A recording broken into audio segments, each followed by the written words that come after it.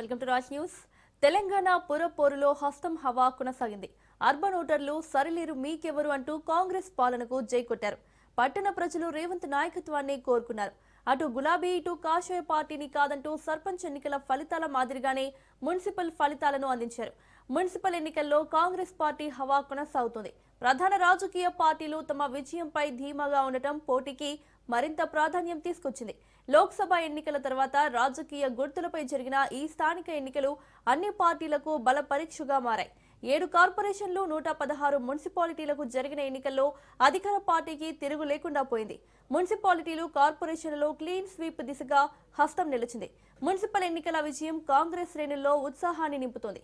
Municipal results తెలంగాణలో హస్తానికి తిరుగులేదని స్పష్టం చేస్తూనే అదే సమయంలో ముఖ్యమంత్రి రేవంత్ పై మరింత బాధ్యత పెంచింది.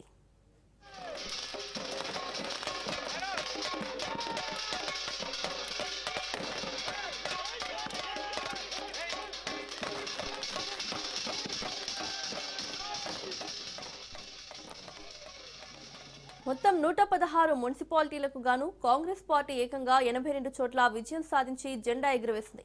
మరోవైపు ప్రధాన ప్రతిపక్షమైన బీఆర్ఎస్ అతి తక్కువ మున్సిపాలిటీలతోనే సరిపెట్టుకోవాల్సి వచ్చింది. ఫార్వర్డ్ బ్లాక్ పార్టీ ఒక మున్సిపాలిటీని కైవసం చేసుకుంది.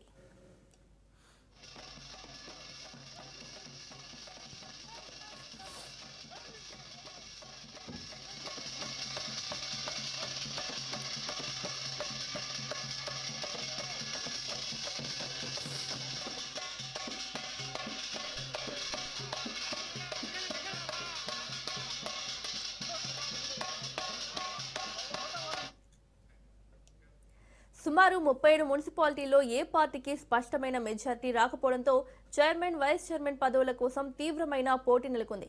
దీంతో ఇండిపెండెంట్లు, ఇతర పార్టీల సభ్యులను తమ వైపు తిప్పుకునేందుకు కాంగ్రెస్, బీఆర్ఎస్ పార్టీలు క్యాంపు రాజకీయాలకు తెరలేపాయి.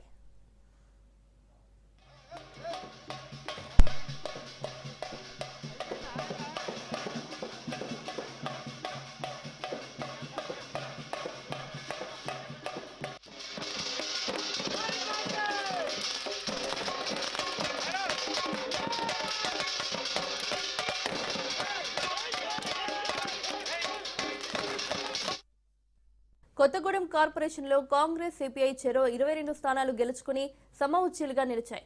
మరోవైపు బీజేపీ తమకు బలమైన పట్టున్న కరీంనగర్ కార్పొరేషన్ను కైవసం చేసుకుంది.